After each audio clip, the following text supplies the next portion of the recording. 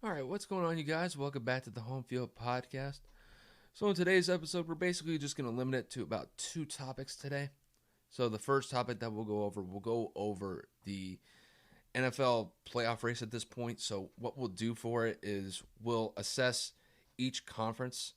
So, we'll go over the AFC and the NFC, and we'll just kind of break down and discuss where the teams are currently and where I project them to go over the next few weeks before the season wraps up. And then after that, we'll wrap up the episode by going over the NBA 2020-2021 season. So, if you do not know, the NBA season does start today, but we'll go over the projections of how I see the season going. So, we'll go over the projections for the top 8 seeds coming out of the Western Conference. We'll also go over the top 8 seeds in the Eastern Conference. And then we'll go over some individual awards at the end of the season. So, we'll go over like who's going to win the MVP, who will win Rookie of the Year, who's going to win Most Improved Player of the Year, Defensive Player of the Year, Sixth Man of the Year, and like Coach of the Year. Those are some of the things that we'll go over. And then to kind of wrap up the last portion of the NBA part, we'll go over who I think is going to win the finals this year and who will be announced as NBA champions. Should be a fun episode, you guys. Hope you guys have a Merry Christmas. This will be the only episode that I do this week, so I'm just going to get out of the way now. I hope you guys have a great Christmas this year. And I know COVID has put a damper on a lot of the holiday greetings as far as getting families together. But if you're able to spend Christmas with your loved ones this year, it's the best thing that you could hope for moving forward. So with all that said, you guys, Merry Christmas, and let's get to it.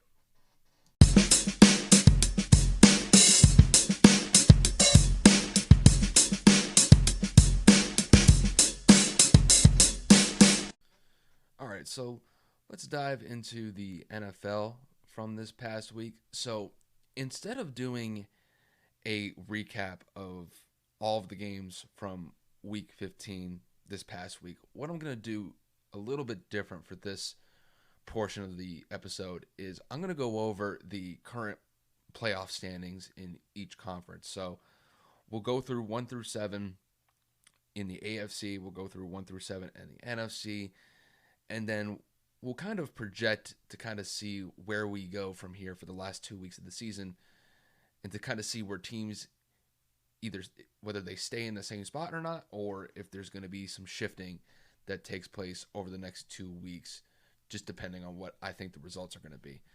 So, I mean, as it currently stands right now, obviously we'll start in the AFC first. So, as it stands, the Chiefs are the number 1 seed right now. They're sitting at 13-1. Number 2, we have the Buffalo Bills. Number 3, we have the Steelers. At number 4, we have the Tennessee Titans. Number 5, we have the Cleveland Browns. Number 6, we have the Indianapolis Colts. And at number 7, we have the Miami Dolphins. Now, there's been some shifting that has really taken place over the last couple weeks because less than a month ago, the Steelers were sitting at the number 1 seed at 11-0. And there was even a potential that they could have ran the table, potentially going 16-0 this season. However, they have completely fallen apart the last few weeks, losing 3 straight games. And the game last night against against Cincinnati was just an embarrassment as far as I'm concerned. Big Ben looked awful. The defense for the Steelers looked awful against Lindley last night. You're going up against a second or third string quarterback, and you gave up 27 points. I don't even care if it's on the road. The Bengals have only won 2 games the entire year up until last night, and to lose a game like that when you needed a win to stay at pace with the Kansas City Chiefs for the number 1 spot, as far as I'm concerned, that's just an unacceptable loss for the Steelers. And right now, really, the Steelers are just trending in a downward trajectory. And there's a very good potential that they could lose the next 2 games and end up finishing at 11-5 when it seemed like a month ago that almost seemed like impossible just because the Steelers were rolling. Granted, I don't think that they were the best 11-0 team that I've seen so far, but 11-0 spoke for itself. But the last 3 weeks, they have just completely fallen apart. And they could. I don't even think they've hit rock bottom yet because they're going up against the Colts this week, and then they're going up against the Browns to close out the season in 2021. So there's a real good potential that they could lose both games and finish up 11-5, and they could drop potentially down to the 5 seed, if not worse, if that happens, because the Colts may even hop them if they beat them next week. So the Steelers are in real trouble here. I mean, a few weeks ago they were number 1 seed, and they could potentially end up going to the 6th seed if they're not careful. The Steelers really need to get it together because they are. I don't think they've hit rock bottom yet, so they need to get it together. And then, really, one of the teams that has really been ascending the last couple weeks have been the Buffalo Bills. The Bills are currently sitting at the number 2 seed. Right now, they're 11-3, and they're just one of these teams that I knew that they were going to be a good team this year. I was still of the mindset that the Patriots were going to win the AFC East this year, but boy, was I wrong. The Bills have just taken over the AFC East, and arguably, they are one of the top 3-4 teams in the NFL right now. Just the way that they've been playing, they've had really big wins. They were able to clinch the AFC East this past week, and Josh Allen, I don't think he's going to win MVP, but with the way that he's been playing, he should receive some MVP votes. Just that connection between him and Stephon Diggs and even Cole Beasley to a certain extent has just been money the entire year. The defense has been playing outstanding. And if they continue to play like this, not only until the end of the season, but potentially in the playoffs as well, they could end up in a situation where they're playing in the AFC Championship game. It would not surprise me. This team is really good. I think they're the only thing with this team, though, is that I wish they would run the ball a little bit more just to kind of create some balance. But they've been able to win games with Josh Allen predominantly playing the majority role for the team as far as passing goes. And they've been able to go 11-3 at this point, and they have really ascended to the top of the league as far as I'm concerned. And like I said, if they continue to play at the pace that they're playing at, they could potentially end up going to the AFC Championship game. Would not surprise me in any way, shape, or form. And then just really kind of like just cap it off with the Chiefs. The Chiefs are the best team in football right now. They have just continued to play consistent football pretty much the entirety of the year, outside of that one loss they had against the Chargers. No, it wasn't the Chargers. It was the Raiders. Excuse me. They won 9 straight games. They just beat the Saints last week on the road. Now, Drew Brees was a little bit banged up, and he did show some rust in that game. But still, that's a big win on the road. They're sitting at 13-1. They're the best team in football, and really this team is geared for the Super Bowl as far as I'm concerned. This team is really, really good. Defensively, they play up when they need to. Pat Mahomes is having an MVP year, and I just kind of expect more of the same from this team. This team is really looking good right now. I do think that the injury to Clyde Edwards-Helaire is going to be a detriment to the team. We'll kind of see how he responds to his injury, if he's even able to come back. There was a fear that it was pretty bad, but I don't think it'll be as bad as it was initially feared. So if he could be able to come back for the playoffs, I think really that tandem between Clyde Edwards-Helaire and Le'Veon Bell is going to be money moving forward. And then Pat Mahomes running the show, you already know what it's going to be like. Him throwing the ball to Tyreek Hill and Travis Kelce, that's money all day. And then when you got third and fourth options like Sammy Watkins and Demarcus Robinson, and then McCole Hardman as your fifth option, yeah, that's just money all day. So Chiefs are looking great right now as far as I'm concerned.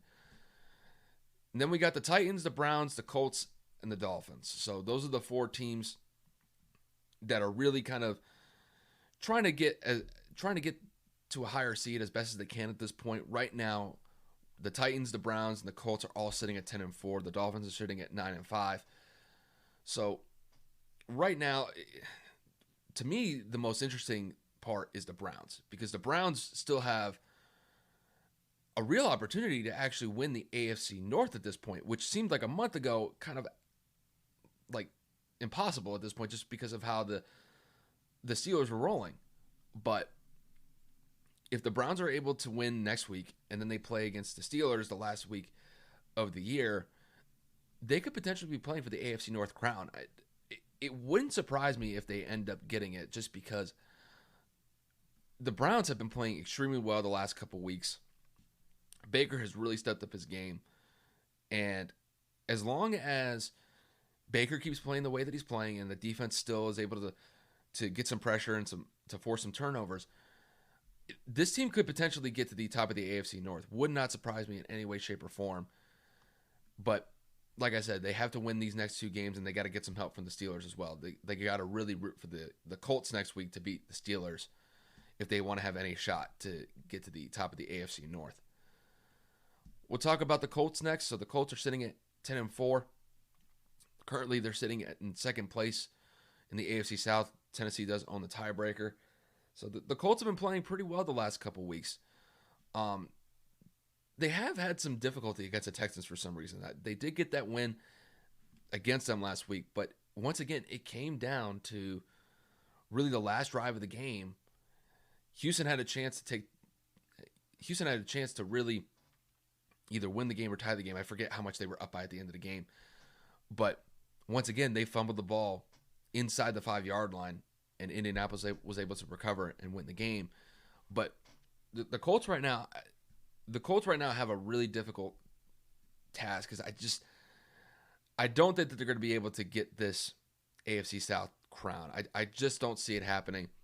Even though that they've been playing spectacular, I think they're going to finish either 11-5 or 12-4. I just don't see Tennessee losing these next 2 weeks. And it sucks, because when you finish the season 12-4 and you finish at potentially a 6th seed, and that is really, really unfortunate, just because I think the Colts, despite the fact that I think they're a young team outside of the quarterback position with Phillip Rivers, they've been playing outstanding football. Really, the rise of Jonathan Taylor within the last few weeks has just been absolutely outstanding. He's been balling for the last month, and I would expect them to kind of continue I would expect him to continue doing the same for the rest of the year if they continue to pound the rock. Phillip Rivers has been consistent the last few weeks, and the defense has really been stepping up. So Darius Leonard has been an absolute monster. Julian Blackmon is arguably one of the rookies of the year as far as I'm concerned on the defensive side of the ball. And I think at this point, if they're able to continue this success, I think they could be able to win out or finish 11-5. So the Colts are looking pretty good right now. I think their playoff chances are pretty much set in stone at this point, but they do have to win out either these next 2 games or finish 11-5. So I'm not really too concerned about the Colts not making the playoffs. And then we have the Dolphins at number 7. The Dolphins right now, they're really a team that I think is somewhat in trouble, just because I don't know whether or not that they're going to be able to win out these next 2 games. If I remember right, the Dolphins played the Bills in these next 2 games to finish out the year, and that is going to be a really tough task, because right now the Bills, I don't know if they're going to be able to get the number 1 seed, just because the Chiefs right now are just far and away the best team in the AFC, but the Bills still have something to play for, because they don't want to drop down any lower if the Steelers end up winning some games. So at this point for the Dolphins, the Dolphins have to make sure that they try to win out these next 2 games. I think it's going to be a really difficult task for them to end up doing that, which, to be honest with you, I could see the Baltimore kind of sliding into that 7 spot and kicking Miami out. So right now the Ravens have really looked like a team on the rise. They've been playing really well the last 2 or 3 weeks or so. Lamar Jackson does look like his MVP self from last year. He has really balled out. The defense has been playing outstanding, and it would not surprise me in the least that the Ravens slide into that 7 spot and kick Miami out. So that to me is an interesting development that could potentially happen in the next couple of weeks. Obviously, we'll see how that goes. Tennessee, as far as I'm concerned, their playoff hopes are set in stone. They're not going anywhere. Tennessee is just so dominant with Tannehill, Derrick Henry, just that duo alone has been money the entire year. Derrick Henry is probably the best running back in football at this point. I don't care what anybody says. He has just been absolutely dominant. I mean, that one stiff arm that he gave to that Detroit cornerback last week was just absolutely disrespectful. And he's going to potentially be up for MVP votes this year just because he's been so dominant running the ball this year for them. You got A.J. Brown and Corey Davis as your wideouts. That connection between Tannehill, A.J. Brown, and Tannehill and Corey Davis has just been money all year. So the Titans right now, I don't know where they're going to end up finishing. I think they're probably going to stay probably in that 4 spot. They could slide to that 5 spot, but I think that 4 spot sounds good for them. And that pretty much wraps up the AFC. So to kind of like my best guess for the AFC is I think that the Chiefs are going to end up in the number 1 spot. The Bills stay at number 2. I don't know where the Steelers are going to end up. That's a real tough one to pick right now. I don't know whether or not they're going to end up in that 3 spot. I don't see that. I could see them realistically dropping down to that 6 spot, just because they've been playing so bad the last few weeks, and I don't think they've hit rock bottom yet. So I think the Titans stay at number 4. I don't know. This is going to be a really interesting scenario because if the Steelers drop down, the Browns could potentially hop up, or the Titans. I'm not really sure. So it is going to be very interesting to see. But yeah, I think the Colts make it. I think Baltimore makes it. The Browns and Titans make it. The Steelers make it. I don't know what seed they're going to be, but it's going to be really interesting to kind of watch these teams kind of duke it out for these seeds over the next 2 weeks. And then we'll flip over to the NFC. So the Packers are number 1. They're currently sitting at 11-3. And number 2, we have the New Orleans Saints. They're sitting at 10-4. We get the Seahawks. They're sitting at 10-4 at the 3 spot. We got Washington at number 4.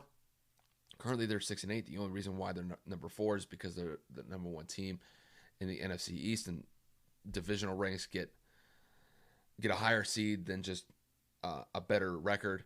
Even though that you may be a wild card spot with a better record, you don't supersede a team that owns the number 1 spot in a division. We got the Rams at number 5. They're currently sitting at 9-5. We got the Bucks at number 6. They're currently sitting at 9-5 as well. And then we got the Cardinals sitting at 8-6. So pretty much the way that I kind of see this working out is I think all these teams that are sitting in the NFC right now, I think they stay there. I don't think there's going to be too much movement here because as I see it right now, the Packers are probably going to get the number 1 seed. I just don't see them losing out the next couple weeks. And I think the Saints, the only shot that they had to really kind of run and gun for that top spot in the NFC was if they beat the Chiefs last week, and that just did not happen. So I think right now my money is still on the Saints getting the number 2 spot. I think the Seahawks stay at the number 3 spot. I think they've pretty much I think they'll pretty much lock up the NFC West just because of how the Rams faltered against the Jets last week. We'll get to that in a second. And I just don't think the Cardinals are going to be able to make enough ground at this point. So right now, Seattle's pretty much locked into the 3 spot as far as I'm concerned. But they could move up to the 2, depending on what the Saints do. Washington's sitting at the number 4 spot. Right now, they're sitting at 6-8 in the NFC. It's going to be really interesting to kind of watch the NFC East finish out this year just because you had the Giants, the Cowboys, and the Eagles. They're still technically in the race somehow. It's crazy that all 4 teams are still in it. And one of these teams are going to end up making it. And I don't really know who to pick at this point because at one point, the Giants looked like they were going to win the NFC East, and then they've kind of faltered the last few weeks. And then Washington, when the Giants were faltering, Washington rose. And then Washington lost last week. So it is really fluid in the NFC East right now. I'm still going to put my money on Washington right now. I just don't know what's going to happen with the Cowboys. I just can't bank on the Cowboys right now. They did have an impressive win against the 49ers, scoring 41 points, which is absolutely ridiculous. But I would still say that Washington's going to end up staying here. I think they finish out the year. I think they somehow either finish at 7-9 or 8-8, and they end up getting that division crown in the NFC East, which is just a dumpster fire of a division. Then we got the Rams, who are sitting at 9-5. They're currently the 5th seed. They got to be careful because the Bucs could hop them to get to that 5 spot. The Bucs are probably going to win out the next 2 games. Hopefully. I mean, they almost lost to the Falcons last week. So you kind of have to see where the Bucs are at. But yeah, right here is kind of going to be an interesting dynamic between the Rams and the Buccaneers, just because both teams are going to have to win out to kind of stay in their respective seats at this point. But with the Rams losing to the Jets last week, I don't have a lot of faith in the Rams, just because that is an unacceptable loss as far as I'm concerned. The Jets are the worst team in football, and I think to lose to a team like that, the Rams should just be ashamed of themselves. That's unacceptable as far as I'm concerned. I think Arizona is pretty much going to stay at the 7th seed right now. I just don't see the Bears and the Vikings making a run here. I just don't trust the Bears in any way, shape, or form with the quarterback play. Mitchell Trubisky has played better the last few weeks, but I just can't trust him. I thought the Vikings had a real shot to get to that 7 spot, but they have been kind of faltering the last few weeks, so I don't really have a lot of faith in them right now. So really my faith kind of goes with the Arizona Cardinals at the 7 spot. That's where I kind of see them right now, and I don't really see any of these teams dropping out of the playoff picture, just because I don't have a lot of faith in the Bears and the Vikings. And then the last 3 teams that are going for a potential playoff spot are the Eagles, Giants, and Cowboys. And the only way they're going to be able to get in is if they win the NFC East. So I'm not even concerned about those teams, but I just don't see the Cardinals really faltering the last 2 weeks, and I don't see the Bears getting enough to overtake Arizona, and I don't see the same thing with the Vikings either. So that's how I kind of see it in the NFC. The NFC, I think, by and large, the teams that are in are going to stay. I don't see any teams really faltering that much to where they would lose a playoff spot, but that pretty much wraps up the NFC. So, and that'll pretty much wrap up the NFL portion of the episode.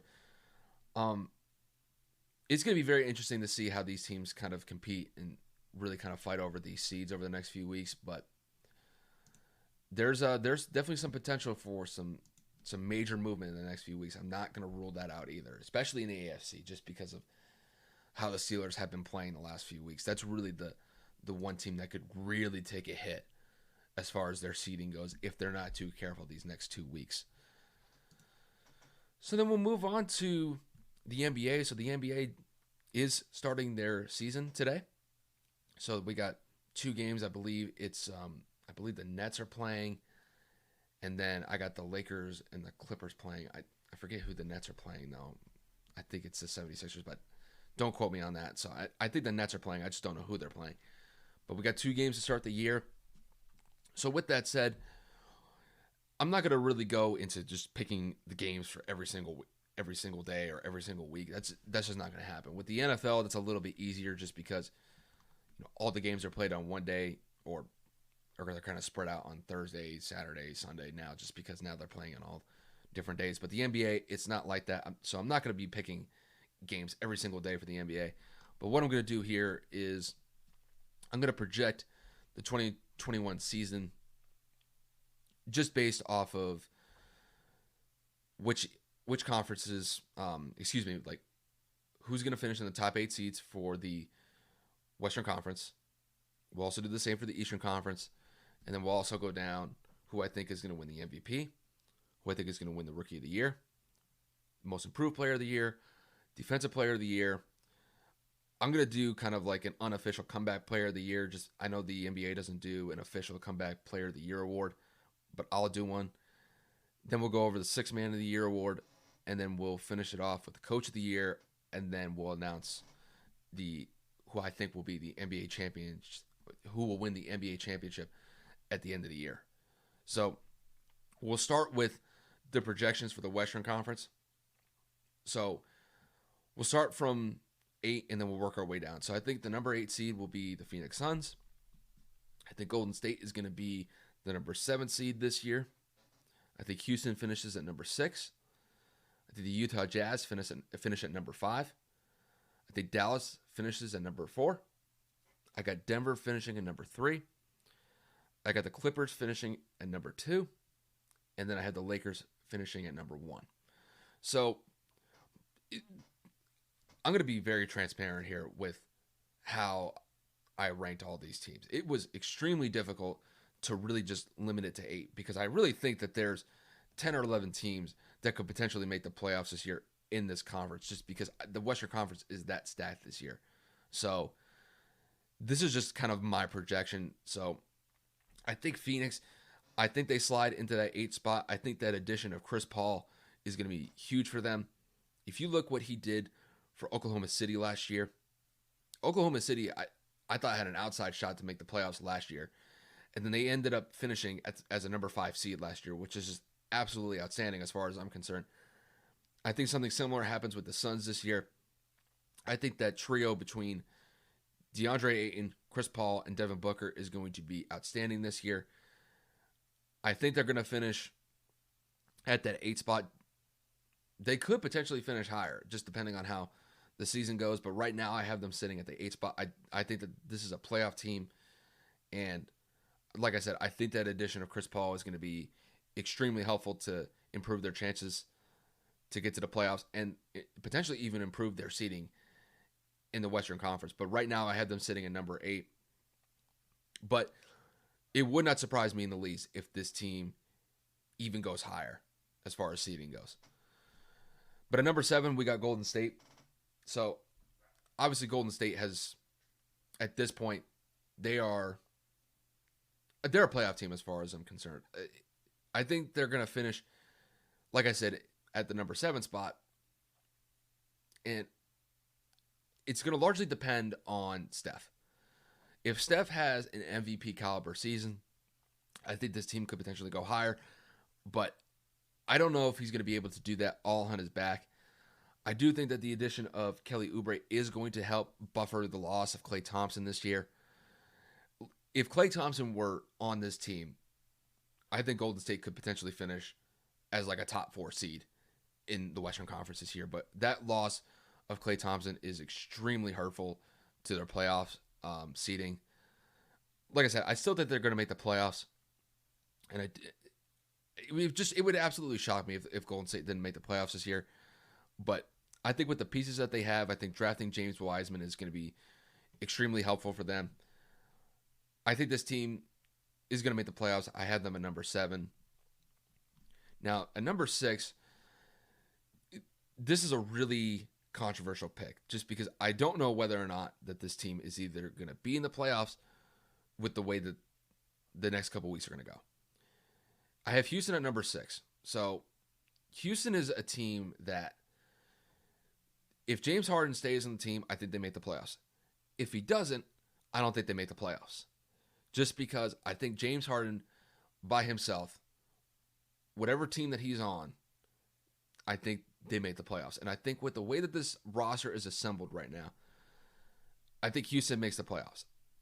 I think they get into the bottom half of the seeding. But it all really depends on James Harden whether or not he stays. If he doesn't, and it does kind of seem to be pointing to the fact that he may be traded, but right now I think it's still 50-50. I think it's up in the air. But as it currently stands, with this roster is playoff worthy as far as I'm concerned. And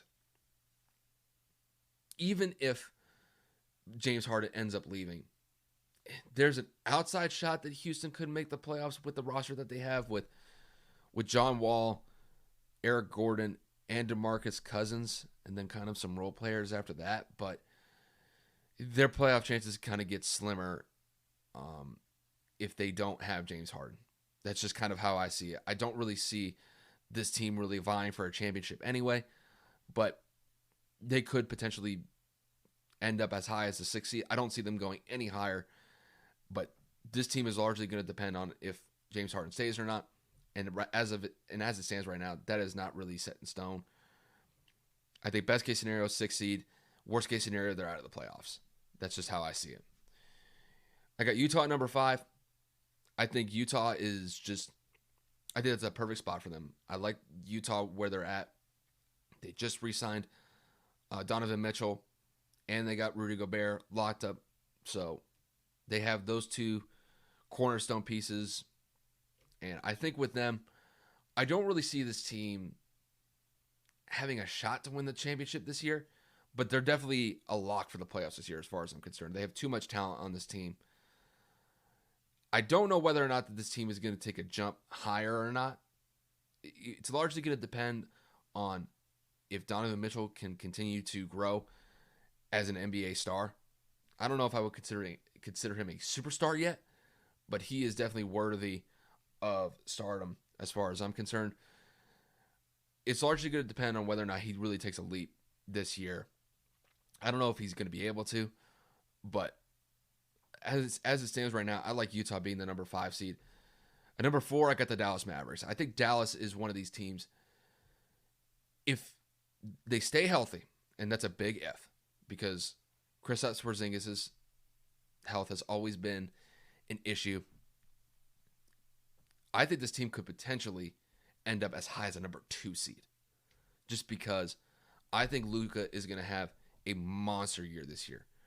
And as far as I'm concerned, I think he could be potentially vying for an MVP award this year. I think that's how big of a potential I see Luka playing this season.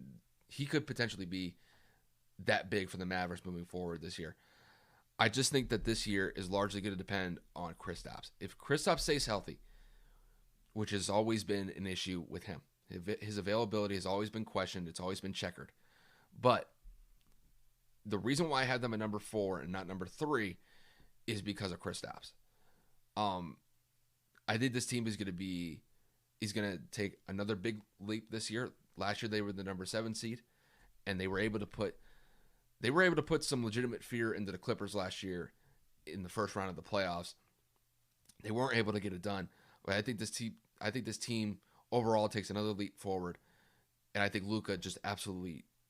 I think he's going to dominate the league this year.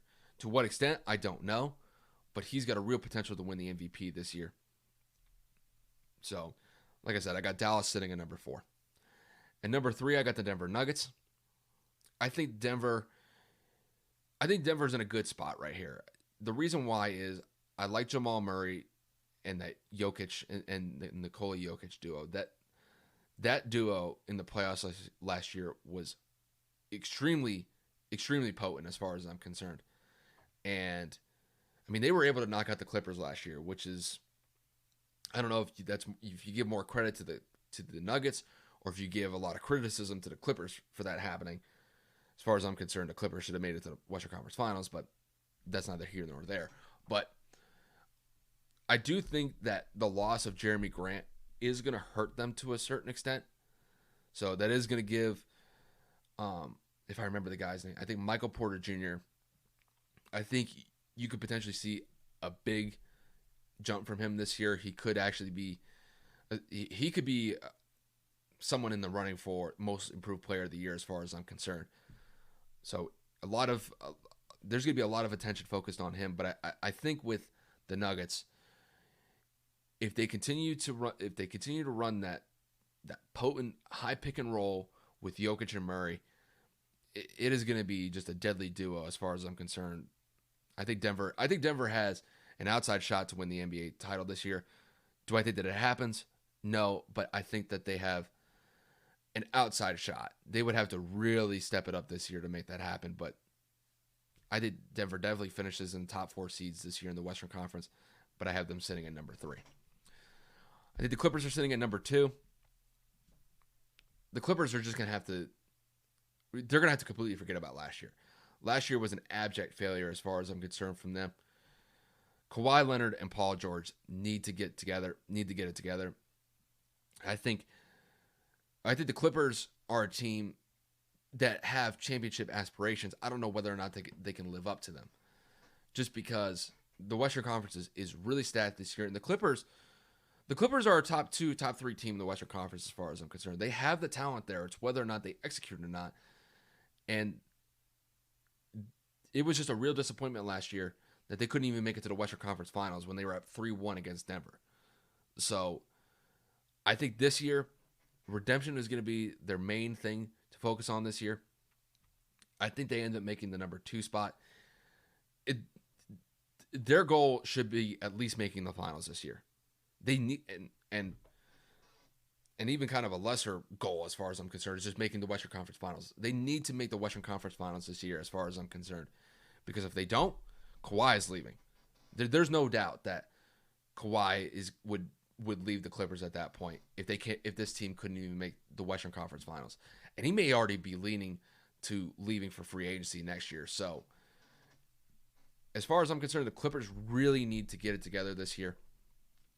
And if they don't, I think the Clippers are pretty much going to fall apart after this season, just because I don't think Kawhi would stay, and I think Paul George would leave as well. So I don't know. Well, actually, I'll take that back because I think Paul George just got re-signed for a contract. So I don't know about that, but Kawhi could potentially leave if the Clippers do not ball out this year and make the Western Conference Finals or the Finals this year. So we'll kind of see how it goes with them. But I think the number one team in the Western Conference, it's the Los Angeles Lakers. The Lakers are definitely a team that I think are instant title contenders as far as I'm concerned. I think the additions that they've made this year have been extremely helpful. I mean, when you add somebody like Dennis Schroeder, Montrezl Harrell, when you're able to pull Montrezl Harrell from literally the other locker room and pull him into the Lakers, that's a huge advantage for them. That I did not see that happening, but the Lakers add a huge bench piece there.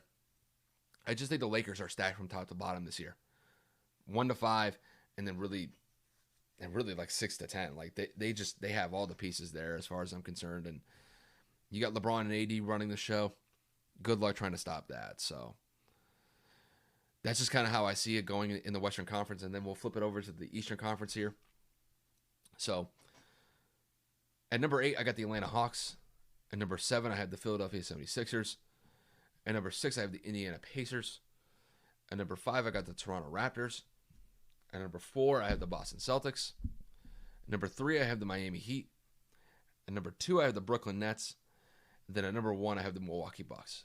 So I'm gonna go through this a little bit quicker. I think Atlanta takes a huge jump this year when you add some pieces like Rondo and Bogdan Bogdanovic. I think I said his name right. I think they're going to take a major leap forward this year because last year I believe that they were the second worst team in the Eastern Conference last year.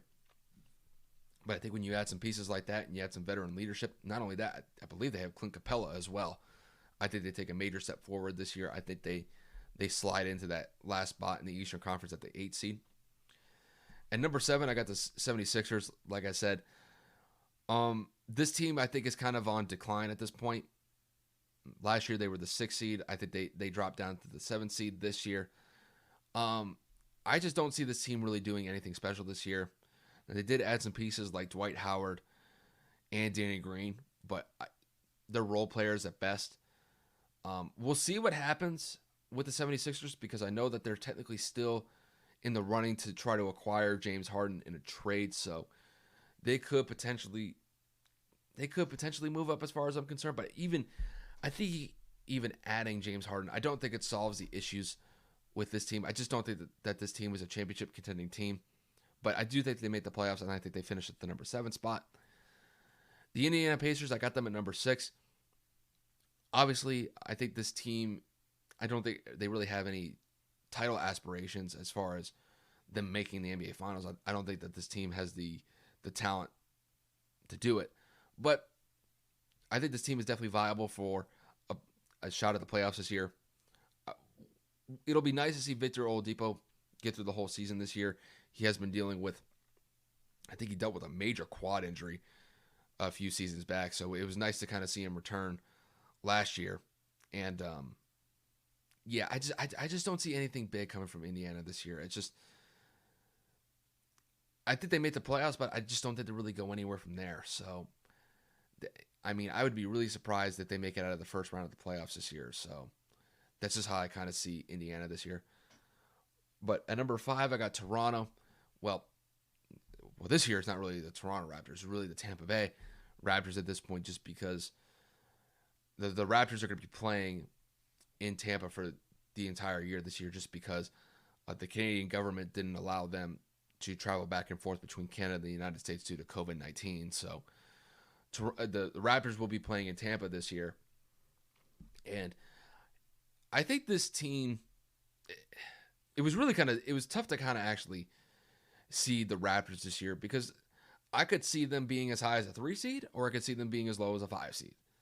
And I think it was tough because I was really trying to figure out whether or not they were going to finish at number 4 or number 5. I put them at number 5 just because I think the number 4 team is just a little bit better than them in Boston. But I think the Raptors have a solid team. When you got players like Kyle Lowry, Pascal Siakam, Fred VanVleet. I mean, I think this team is a solid team. I think this team has the potential to get to the second round of the playoffs this year. Outside of that, though, I don't know if this team has enough to get to the Eastern Conference Finals. They would have to really overachieve, as far as I'm concerned, to make it to the Eastern Conference Finals. I just think that there's too much talent at the top in the Eastern Conference to make that happen. But I do think Toronto definitely has a chance to make it into the second round this year. So I'm not going to count them out of that. But at number 5, I have the Raptors. At number 4, I've got the Boston Celtics.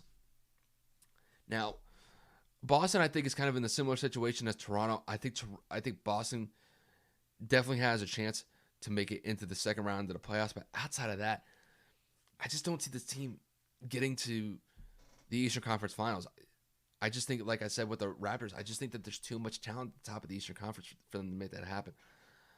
I think the only way that Boston ends up getting to the Eastern Conference Finals this year is if Jason Tatum and Kemba Walker and Jaylen Brown just overachieve and overperform this year. And, I mean, they made it to the Eastern Conference Finals last year, so, I mean, I will give them that. But I just don't think that this team has enough. So when you got to deal with some teams like Miami, Brooklyn, and Milwaukee, it's really stacked against them. I think it's getting to the point now whether, I don't know if Brad Stevens is the guy coaching them to get this team over the hump, but I think Brad Stevens is an outstanding coach. I just don't know if his coaching style can get this team to the Eastern Conference Finals or better this year. It's just, I think this team has a shot to make the second round, but outside of that, I just don't see them getting past either Miami, Brooklyn, or Milwaukee ahead of them. I just don't see it. Even when you got players like Jason Tatum, Kemba Walker, and Jaylen Brown, I just don't see it. So at number 3, I got Miami. I think Miami is one of those teams that last year they kind of surprised me, just because I thought Boston had a better shot to make the Eastern Conference. I thought Boston had I remember kind of going into the playoffs last year, I was really surprised that Miami really played as well as they did last year, and they ended up making it all the way to the finals. I don't know whether or not they make it to the finals this year, but I do think that this team, they have a legitimate shot to make the Eastern Conference Finals as far as I'm concerned. Pretty much by and large, the entire core of the team is together. So you got Duncan Robinson, Tyler Hero, Bam Adebayo, Goran Dragic, Jimmy Butler. I mean, that is a solid squad. And when you still have players like Andre Iguodala and Jay Crowder, I still believe that Jay Crowder's on the team. I mean, that is a solid squad to go up against, and I could put that up against any team in the Eastern Conference as far as I'm concerned. So this team could potentially have an outside shot to get to the finals this year. I think the best scenario for them is getting to the Eastern Conference Finals this year. I just don't think that this team has enough to get to the finals this year. But I think best case scenario for the Heat is that they get to the Eastern Conference Finals this year. That's kind of where I see their season going. And then we had the Brooklyn Nets at number 2. I think the Nets have a real shot to get to the finals this year. I just think that the one thing that we're going to have to watch is the chemistry between Kevin Durant and Kyrie Irving. I think if that duo flourishes, and then you got some solid players like DeAndre Jordan, Spencer Dinwiddie, Jared Allen, like this is a solid squad as far as I'm concerned. And Brooklyn is really a team on the rise here, so they are definitely going to make an impact as far as I'm concerned in the Eastern Conference. They're going to make the Eastern Conference Finals as far as I'm concerned. It's whether or not they get to the finals is another thing. So we'll definitely have to keep a lookout for them. And then to wrap up the Eastern Conference at the number 1 spot, I got the Milwaukee Bucks. I think the Bucks are really geared for the regular season. And I think they're going to finish at the number 1 spot again. And at this point, it would really surprise me if the Bucks finish anything lower than the number 2 seed, just because I think the Bucks are a great team during the regular season, but their issues come in the playoffs. And I think this year, I think Giannis is going to have a chip on his shoulder to get to the finals this year. I think that's obviously the goal with him. It's whether or not they actually get there, and I don't know if that's going to happen. I think they make the Eastern Conference Finals this year, but depending if they go up against Miami or Brooklyn, it is going to be a tough out for them. So I don't know with the Bucks. I really want to see the Bucks get to the finals this year, but I don't know if it's going to happen. Just because I think Brooklyn and Miami are real 2 teams that have a real good shot to make it to the finals this year. And I like the core of Miami better than Milwaukee, and I think Brooklyn has more star power than Milwaukee. So with those 2 factors kind of going forward, Milwaukee, I think, is going to finish as the number 1 seed, but it really comes down to the playoffs, and they've had their struggles in the playoffs. So, and it could potentially be more of the same here. I'm not gonna rule out that the Bucks can make the finals. They definitely can. It's going to be very difficult for them as far as I'm concerned. But we'll kind of see how it goes with them moving forward. So that'll wrap up the Eastern Conference. And then to kind of break off to finish off the NBA segment, we'll go into the individual awards here. So for the MVP, I've been really kind of struggling on whether or not to pick either Luka Doncic or Anthony Davis. Those are the 2 players I think who are vying for the MVP this year. And I'm going to go out on a limb. You know what? Let's go with Luka.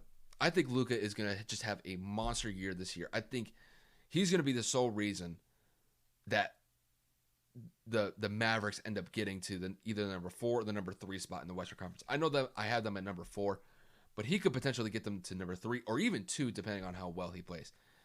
What he was able to do in the playoffs last year was just absolutely outstanding.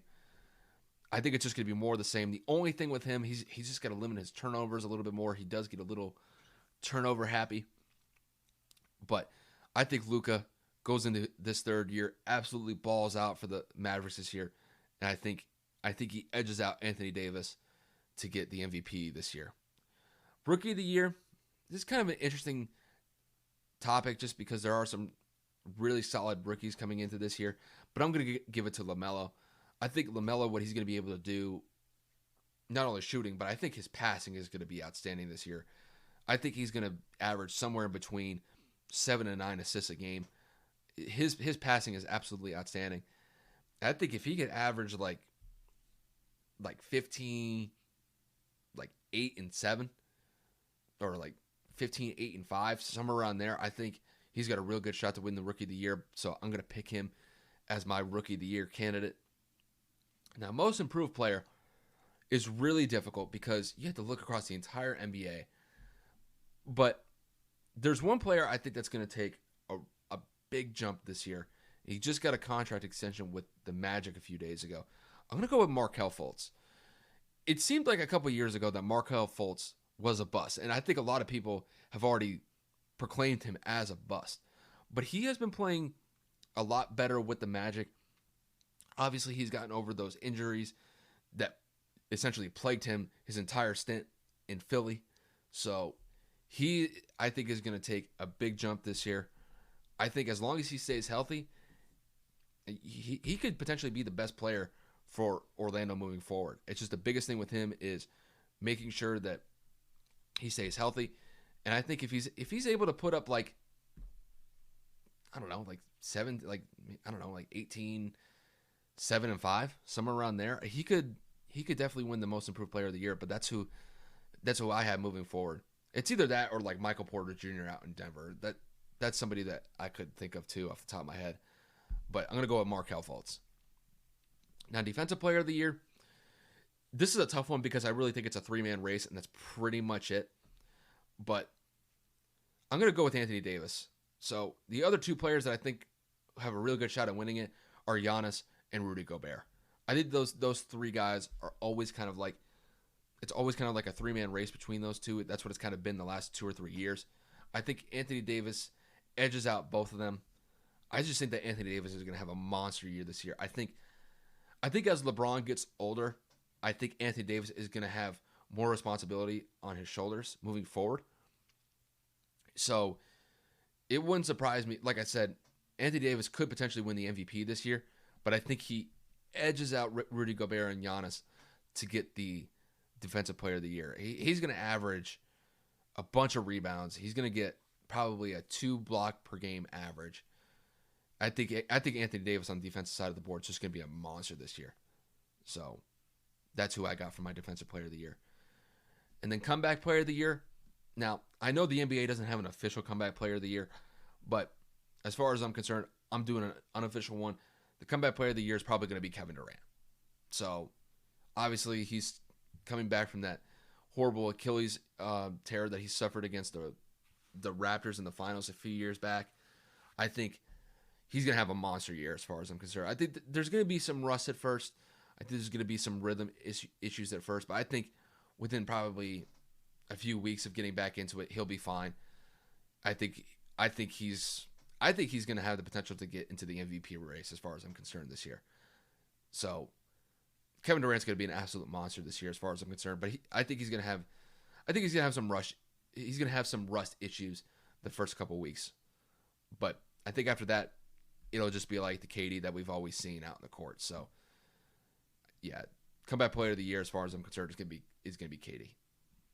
6th man of the year, I think it's going to be Montrezl Harrell. I think he's going to be an absolute stud off the bench for the Lakers. Like I said earlier, it was a real big surprise to me when Montrezl switched from the Clippers to the Lakers, go from one locker room to the other. I think with the way that the Lakers are set up this year, I think he's going to be the main focal point of that bench moving forward with the team this year. I think he's going to be an absolute monster this year, but I got Montrezl getting the 6th man of the year award. It's either that or Lou Williams. It's always kind of, they should basically call it the 6th man of the award the Lou Williams award, and you can never forget about Lou Williams as well. So you may want to keep your eye out for Lou, but I got to give it to Montrezl this year. And then coach of the year, I got Rick Carlisle. I think Rick Carlisle is probably going to win coach of the year simply because I think the Mavericks are going to have a solid year this year. Like I said, they finished as the number 7 seed this year. I think they're going to take a big jump to either the 4, 3, or potentially as high as the 2 seed this year just because of Luka's play. But Rick Carlisle is the guy who is setting all of it up. He is the one that is making this thing run for the Dallas Mavericks. He's been one of the best coaches in the league for the last decade or so. But I think this year, I think Rick Carlisle's got a real good shot to win coach of the year this year just because I think the Dallas Mavericks are going to be a real contender in the Western Conference this year. Just with the way that they have Luka playing, if Kristaps stays healthy, they have those two playing outstanding this year. Rick Carlisle should be a shoo-in for coach of the year as far as I'm concerned. And then to kind of wrap up who I think is going to win the NBA Finals this year, I think it's going to be the Lakers. I think the Lakers from top to bottom are just too stacked of a team this year. I think LeBron is going to have a solid year this year. I think Anthony Davis is even going to have a better year. And I just like I like the way that this team is just operating right now. I think when you look at how this team has been assembled, Rob Pelinka has done an outstanding job with this team, especially after losing some players like JaVale McGee, Danny Green, and Rondo. When you're able to lose those players, but you bring back somebody like you bring players like Montrezl Harrell, Dennis Schroeder, and Marc Gasol, those are huge acquisitions as far as I'm concerned, and he has just been an absolute stud of an executive as far as I'm concerned with Rob Pelinka, and he could potentially be up for executive of the year as far as I'm concerned as well. So I just think the Lakers are just too stacked of a team right now, and going forward, the Lakers championship window is definitely open for the next 2 or 3 years as far as I'm concerned. So, but I think this year, my my favorites right now are the Lakers to win the finals this year, and then maybe the Nets are probably after that. But as it stands right now, I got the Lakers winning the finals this year. So that'll pretty much wrap up the episode, you guys. So other than that, obviously this week is Christmas, so this will probably be the only episode that I do for this week. I might put up some YouTube videos just to kind of supplement not doing another episode this week. So I've got some Christmas shopping to do over the next couple of days, so I got to get that knocked out. Outside of that, though, definitely keep an eye for the Christmas Day games. We've got a huge game slate of NBA games on Christmas Day. I'll definitely be paying attention to that. Obviously, moving forward, we're going to be wrapping up the NFL season pretty soon. So we got Week 16 this week, and we got Week 17 the week after that. So definitely getting down to the nitty gritty in the NFL, and then the NHL starts. Will start in 2021. So that'll be definitely something to look out for. But really, just to kind of wrap this up, I want to wish everybody Merry Christmas, and I mean, it's too early for a Happy New Year. That, I'll probably do that next week. So, but I hope everybody has a safe holiday this year. I hope everybody has the best Christmas that they can have. I know COVID has kind of put a damper on things as far as like getting families together, but as far as I'm concerned, if you're able to spend Christmas with your loved ones this year, just hope that you have the best Christmas as you can. With all that said, you guys, that's pretty much all I got from here. So other than that, Merry Christmas to you guys, and take it easy.